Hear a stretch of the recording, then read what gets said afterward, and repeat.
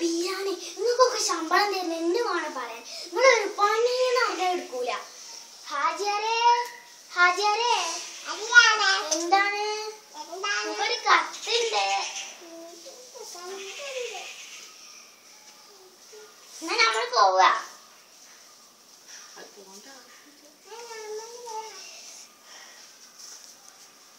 പടത്തോനെ നമ്മക്ക് വായിച്ചിട്ടും കൊടുത്താൻ കിട്ടണില്ലല്ല.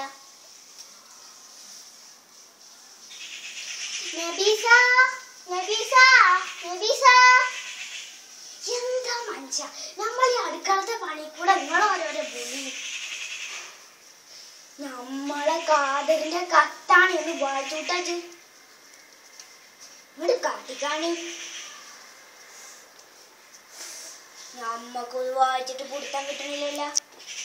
ഇപ്പൊ നമ്മളെന്ത് ചുറ്റും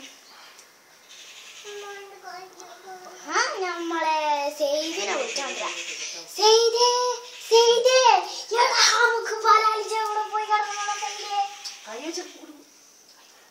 ഞാൻ ഇവിടെ ഉണ്ടുമായി ഉറക്കാനും സമ്മതിക്കില്ല.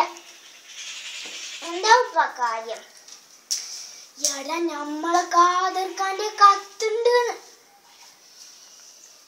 കാതർക്കാന്റെ കത്തോ? ഇങ്ങോട്ട് കാട്ടിക്കാണി. നമ്മള് വായിച്ചോണ്ടാണ് കേട്ടോ. ആ ഇതാണ് വായിച്ചൂട്ടാ. കുറച്ച് ഉറക്കാനാണ് വായിച്ചൂട്. പ്രിയപ്പെട്ട സഹോദര സഹോദരി, ഉപ്പ ഉമ്മ, കുട്ടികളെ, ഇതെന്താ നീട്ടിയാണ് കൊണ്ടുപോണത്? മര്യാദക്ക് വായിച്ചടാ. എല്ലാവർക്കും സുഖമെന്ന് വിശ്വസിക്കുന്നു. എനിക്ക് ശമ്പളം കിട്ടി. എന്തെങ്കിലുമൊക്കെ ഉണ്ടാവും.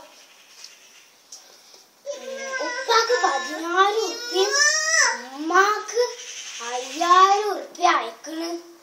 ഓ നമ്മക്ക് കിട്ടിയ മുത്താണെന്ന് എനക്കറിയില്ല. അന്നെ പോലൊന്നും അല്ല.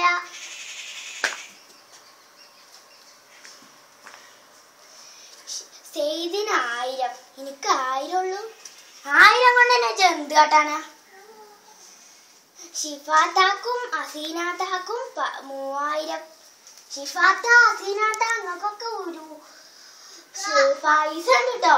ആരെ വകയാണാവാ? നമ്മളെ കാതർക്കാന്റെ വക. കുട്ടികൾക്ക് 100 രൂപ വീതവും. ഇങ്ങനെയൊക്കെ എഴുതണമെന്ന് ആഗ്രഹിച്ചുകൊണ്ട് സ്വന്തം മകൻ കാദർ.